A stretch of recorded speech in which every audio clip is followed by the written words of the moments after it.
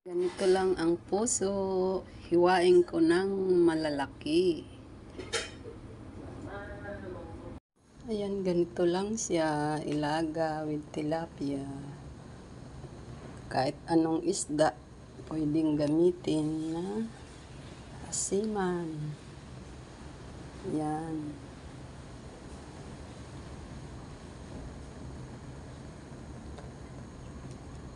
Ganito lang. Yan, ilagay ko na siya. Yan, kuluin lang. Pag malapit ng maluto, pwede nang ilagay ang tilapia sa loob. O kahit anong isda, pwede rin. Ayan guys, ilagay ko ng aking tilapia. Ayan, masarap po ito. Subukan nyo kung hindi pa nyo ito subukan na magluto ng binagang puso with tilapia o anumang isda. Pwede lang ito na iluto nyo.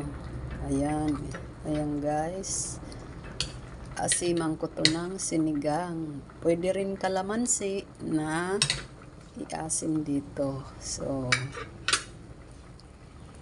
pakuliin muna natin at takpan. Ayan guys, luto ng aking tilapia. Pag yung sabaw niya, kita mo ang sarap ng sabaw niyan. I-try nyo iluto guys. Kung hindi pa nyo nasubukan ito, kung may isda kayo kaya may puso, yung mga saging nyo dyan, so mag-asim kayo. At ito ang pansahog ko guys. Yan, sinigang. Pwede rin kalamansi ang iasim nyo, masarap din. Yan, pwede na ito. Ganito ang ulam, masarap, mapapaanli pa kayo ng kanin. Yan, okay. And guys, ilagay ko ng aking sinigang. Sarap. Yan, asim, sinigang tilapia with puso ng saging guys. Try nyo ito, very easy to cook, madali lang lutuin. Ingredients lang is bawang, sibuyas, and luya. So ganun lang guys. Kalimutan ko palang lagyan ng chili. Ilagay ko na lang dyan para medyo mabango ang amoy o lasa. Ganun lang guys. Madali lang naman kasi hindi ako nag-chili. Pero mas lalasa o babango ang amoy niya pag mayroon kayong malaking chili. Dito sa bahay kasi wala kaming malaking chili, maliliit lang. So, ayan guys, luto ang aming lunch.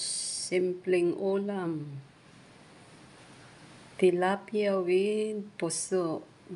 Madali lang lutuin guys. Yan. Ang sarap niyan. Kahit saan may puso ng saging. Dito sa amin mahal ang puso. Ayan, pero sa Pilipinas mura lang ang puso diyan. Ang tilapia din mura. Yung tilapiyang normal. Kahit anong isda pwedeng ilagay sa puso na asiman with kalamansi. Ayos na guys. So tara, kain na tayo. Makahigop din ng mainit-init. Ayan. Simpleng ulam sa lunch namin.